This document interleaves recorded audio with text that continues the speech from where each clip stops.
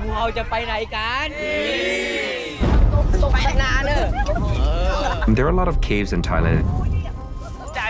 And this story is about 13 kids who got lost in one of them.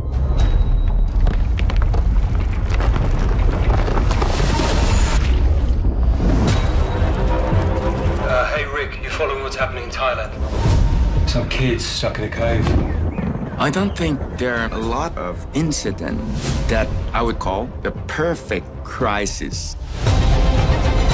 There were so many things that should have gone wrong. The waters, the floods, the storms.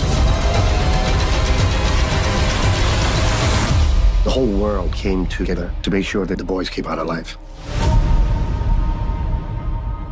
I've made a number of movies based on real events, but this was one where I wanted to be as journalistic as I possibly could be. And one of the things that I wanted to convey was that Thai people saved these boys. And action. You go, we follow. We swim together. We try to reflect the reality of what happened. You're talking about a 5-hour dive. No visibility, pulling against very strong currents.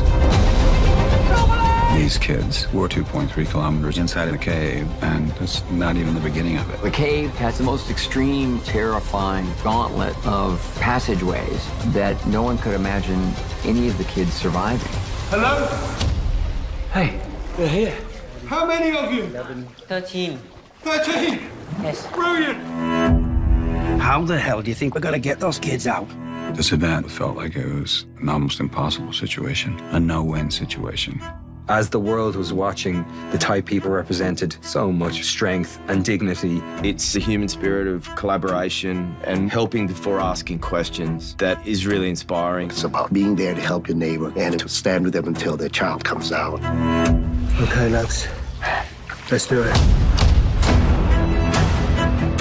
Ron felt that it was really important to have people from Thailand working on this film because he really does care about getting it right. Cut. Excellent. The Thai people really accomplished a miracle, and this movie is a really powerful case study in the anatomy of that miracle.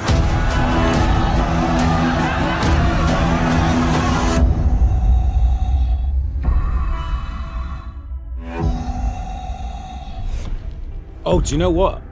We met on Zoom. We did meet on Zoom. We actually met downstairs here ages ago. Really? For a thing. Yeah, there was a thing going on, and I was with some people who knew you, and you wouldn't remember, Joel.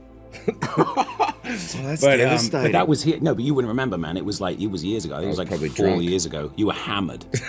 They were carrying you out, and I said, "Nice to meet you," and you just drooled on my hand. No, we met on Zoom. We met on Zoom. We had to quarantine for 2 weeks in Australia. You didn't though, did you?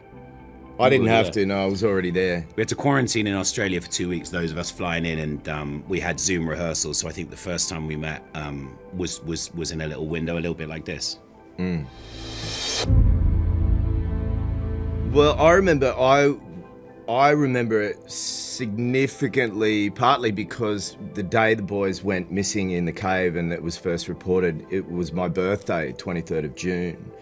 And I just remember being glued to the television, and it's so interesting to now be involved in the story and understand so much more about how the rescue, particularly the rescue, took place and the details of that, which I was completely unaware of before. But yeah, I remember it was one of those events where I was just fixated every day. Like all of us, I think, brought all of us together in a way. We were all hoping that there'd be a positive outcome, and thank God there was. And I don't think a movie would exist if there hadn't been. That'd be an awful film. It's an awful film, man. To watch. Yeah. Yeah. And you? No, I was the same. I was in the UK, and I remember because of the time difference, there was quite an amazing. I'd wake up in the morning and straight away sort of turn on the news. It was one of those long-running things, and I remember the speed at which it seemed impossible to suddenly actually they've done it. And I remember thinking, oh my God, only a few days ago, everyone was sort of going, there's no way, what's going to happen to these boys? And but I remember seeing just the scale of it at the time, thinking, oh my God, look at the size of that mountain, covered with people. Every single person you could see, thousands of people, all doing something to try and save these boys. It was beautiful, and it kind of unified the world, I think, in a way. It was what everyone was talking about, and there was this hope, I think, people projecting hope out into the universe, which is very rare. I don't think I've ever experienced anything like it since. Yeah. I find there's something interesting when you get involved with a film that kind of demands that you learn a skill that you're not really otherwise familiar with. And for us, the underwater diving and understanding that aspect, it actually forces you to do a lot of preparation, because you can't just turn up on the day and be like, all right, well, let's put this stuff on and let's see how it goes. You, for even insurance purposes, have to prove that you can do certain things. You have to prove to yourself that you're capable of doing these things. So, you know, there's a lot of research and reading and preparation that can be done about the stuff about character above water, but there was a demand for us to really take the time, for safety's sake and for the research of the film, to try and honour the men that have been doing this stuff for decades, and we have to fast track that. So it's a real pleasure to go to work knowing that you get to learn something, but it's something that's necessary, and I'm really thankful for that. Exactly what Joel just said, that it was a really, I think, giving an appreciation and further respect for what these guys did. I think all of us, at least once in the film, really struggled with the physical elements of it, and were hit by that. But also, what was amazing about this story was everyone wanted to get every detail right. And I remember, even from the very first Zoom meetings I had with Ron, he was sending me files and files of video footage and archive footage and documentary series made and National Geographic, and we could just absorb it all. And I remember just thinking, we are so lucky. Your work's just done for you, really. You can just absorb all of this stuff, and that attention to detail went through the whole filming process. So in a way, it felt like a lot of it was being done for us. You know, you could just sort of turn up. We came into this cave, and everyone was there, and it was just sort of trying to keep yourself present in that. I think actually they'd be the same, because I remember having to do you remember that letterbox tank? Oh, yeah. The one, there was this stretch, it was the third tank we went into to film, and it's the section of the film where you see a lot of us squeezing through this kind of letterbox area. And I remember thinking, this is going to be impossible to even get through here, let alone with a stunt double playing a kid when we have to escort these people back. And then a lot of the time they were asking us to do it with a what they called selfie cam. So we were holding a camera looking at ourselves while going through these tunnels. And I remember thinking, this is going to be impossible. But watching, we would do it one after another, and I think I was after Colin. He'd just done his pass, and I was watching it on the monitor, and I found it remarkable because it was such an amazing shot. It looked so claustrophobic. You could see the effort in his face. And so I just watched someone overcome that, and then it was my turn to do it, and you find yourself out the other end and think, I just did that. That was quite an amazing experience. Yeah. I had a similar moment where I had a camera strapped to me, I had a stunt person, I was moving through like a real S-bend, and it was pitch black, and it was the one moment in the shooting that I started to panic. I started to panic in my head, and really brought home to me how difficult and challenging that as an operation would have been. But for me in that moment, reminded myself of how seriously we had to take things.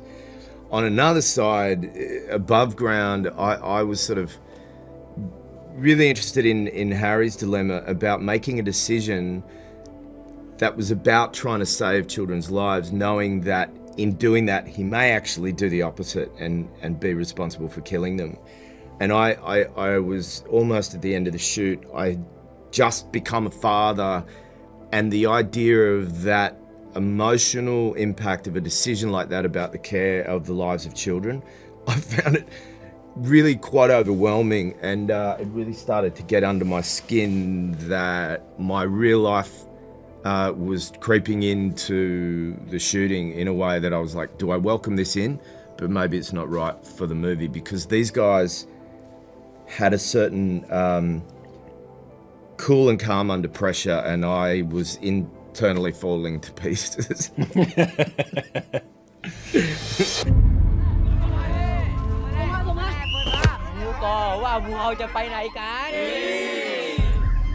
Hey, Rick.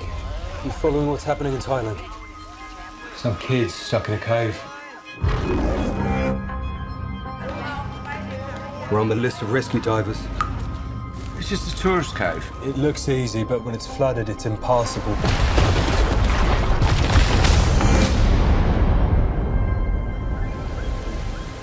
Takes a certain kind of mindset for the deep cave diving. You have to be a bit nuts.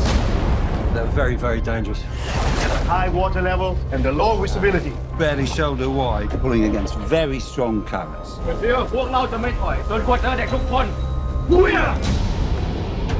Last seen 9 days ago, 12 boys and their coach are trapped in the flooded caves. Hello? Hey, they're here. How many of you? 13. 13! They're all alive. Can we go out now? ผมยืนยันได้นะครับว่าเด็กๆต้องออกมาได้อย่างปลอดภัยครับ You're talking about a 5-hour dive. You try and dive those kids the whole way, all you'll be bringing out is dead bodies. With oxygen running low, the entire nation is anxiously waiting for what will happen next. What are you thinking? Just a crazy idea. You've got a skill none of the rest of us have. No. It's insane. It's unethical. It's illegal. Man's already died. We do nothing, we'll be bringing them out dead for sure. So you are expecting casualties? Yes. I expect casualties.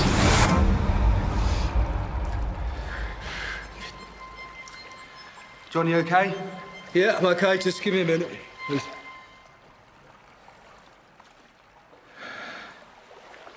Okay. We can make it.